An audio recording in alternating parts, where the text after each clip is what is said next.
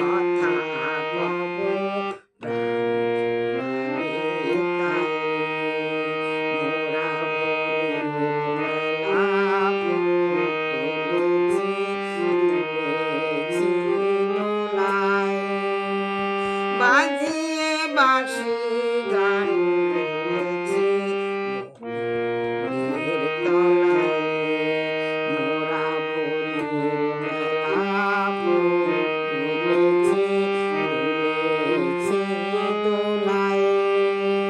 বাজিয়ে বাঁশি গান গেয়েছি বনের তলায়। হায় মাঝে